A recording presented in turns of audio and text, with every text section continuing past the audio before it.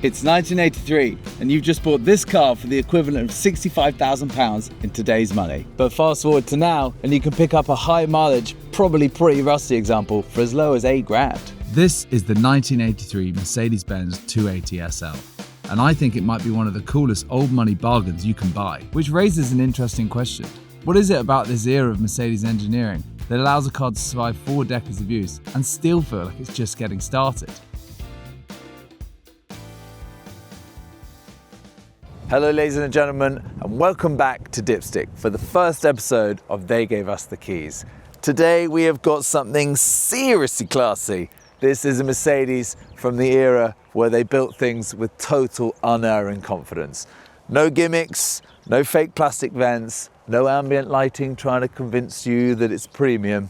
Just pure engineering, vault-like quality, and the simple belief that they were better than everyone else. Now, let's clear something up.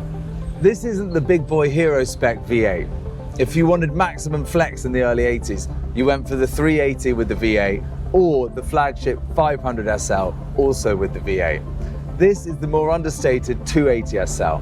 It's got a 2.8 litre straight six. And honestly, this might be the smart buy today. You still get that iconic R107 shape and the prestige, but they're slightly cheaper and the fuel isn't as bad. This car doesn't bark when you start it, it hums. It feels like the version originally bought by someone more quietly successful, someone not needing to shout about how much was in their bank account. And I mean, just look at it. It is a stone cold stunner. You've got the long bonnet, the low slung stance, you've got the horizontal lines that define the era, you've got chrome in all the right places, chrome exactly where chrome should be and not a millimetre more. And the crazy thing is that this car was in production for 18 years.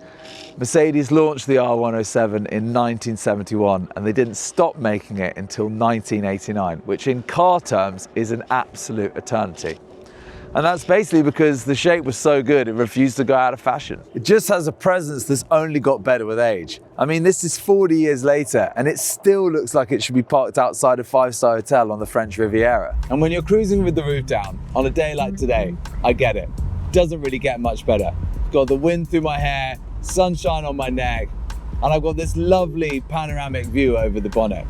But this isn't just a fair weather toy, because come winter, you can attach the factory matching hardtop and turn it into a lovely little coupe. So it's the ultimate 2-car model. This car, the R107 generation, had a massive job though. It had to replace the Pagoda, which was a design masterpiece, and incidentally one of my all-time favourite cars. But Mercedes didn't just build a car, they built a fortress. In the early 70s, the US was threatening to ban convertibles entirely due to rollover risks. Mercedes didn't flinch. They engineered a fuel tank that sat above the rear axle to protect it from impacts, and the A-pillars were reinforced so heavily that they gave the SL massive rollover strength for the time. And you've got logic in all the details. These grooves in the tail lights aren't just a styling choice. They channel airflow to keep dirt off the leading edge. Even the door handles were designed to be open with either hand in the freezing cold whilst wearing thick gloves. It was a car designed by people who didn't even understand the concept of compromise. Inside is where the old money feel really hits you. These doors, for instance, they don't just close. Rather, they shut with the finality of a bank vault door. And it's just such a glorious place to sit. You've got this lovely glossy wood trim, you've got this durable, high quality blue vinyl, and these period perfect checked blue seats. The switches even have a proper mechanical heft to them. You can feel the linkages working when you move them. It's just so physical.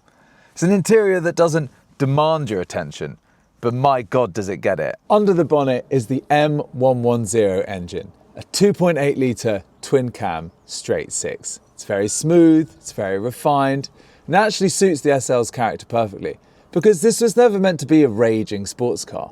It's a grand tourer, a stylish cruiser, a car for covering huge distances whilst looking entirely unbothered about the passage of time.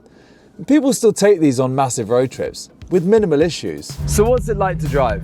Well, it feels substantial. There's a weight to it that feels honest.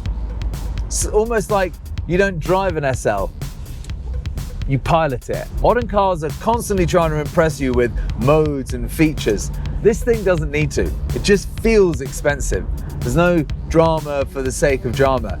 You just sit down into the springy seat and you instinctively slow down a bit. Within 10 minutes, you completely get it. It's not exciting in the modern sense, the modern digital sense even, but it's deeply, profoundly satisfying. I mean, I've been driving this for about 3 hours and I already feel like I should own at least 3 French bistros and an oversized double-breasted pinstripe suit. So how quickly does it go from 0 to 60? Well, 40 years ago, the number quoted by Mercedes for this automatic version was 10.1 seconds. So let's see what she's doing it in nowadays. Obviously we don't have traction control, so I'm not feeling hopeful we're gonna beat it.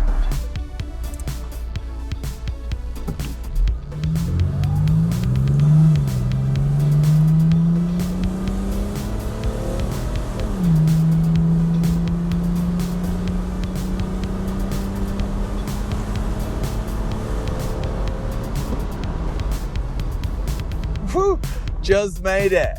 13.82. Quite a lot slower than the original time, it must be said. But to be fair to her, it was slightly uphill, and I didn't have it in sports mode. Plus, who cares?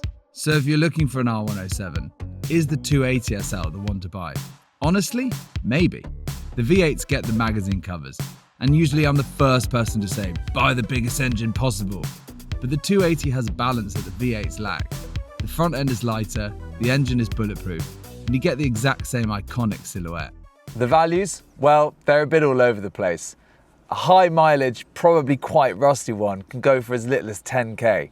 A low mileage, mint condition one, well, they can start to get quite a lot punchier.